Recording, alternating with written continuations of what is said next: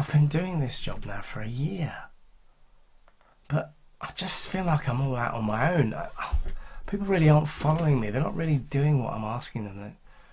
I don't really get it. Why aren't people following me? Why aren't they kind of, doing stuff on their own and helping me out? Is that something that you've experienced? Hi, I'm Chris Rue, and I'm here to help you move from doing to leading, to help you build a more motivated team and a better business.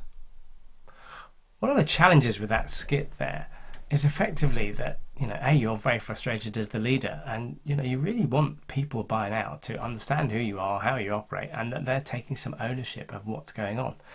So there's a bit of a fundamental question here. Why aren't they following you? And one of the questions that springs to mind is, do they really trust and respect you? Now, that's a big challenge, isn't it? What does that actually mean? Well, they're the two sides, the yin and the yang, if you like, of effective relationships. And it's really important to be able to have an effective relationship such that when I'm not there as the boss, that people do get on and do stuff on their own, unprompted, without need to be nudged all the way down the road. If I have an effective relationship with somebody, then that's likely to happen. I'm also likely to know where we're going. But if people are not following you, then you may call into question, well, do people actually believe I know where I'm going? How are you coming across?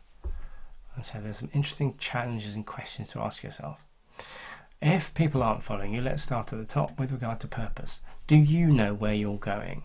Because if you don't, or if you're in any way hesitant, then they aren't going to follow you, because you've got no idea where you're going, so why the heck would they? And if they don't feel that the leader knows where they're going, how do you think that makes them feel? They're far less likely to come to you for clarity, for direction. So that's one point. If they're not following you then because they have maybe not built up enough trust, that might suggest that you haven't actually built a rapport or relationship with them, that they really don't understand the real you. Who is that person underneath the mask? And this is where authenticity comes to mind. If you are, for want of a better phrase, being uber professional and not letting yourself be a bit more vulnerable and people can get to know you, it'll be much harder to build that rapport, that relationship. So you think about people who you get to know quite quickly and those who you take a long time to get to know, and notice what happens with the difference. And maybe you ask yourself the question, am I staying into that space as well? Am I operating a little bit behind a glass veneer that people can't get through? So it makes me difficult to get to know. Now that doesn't necessarily stop people respecting you, but it can slow down the process.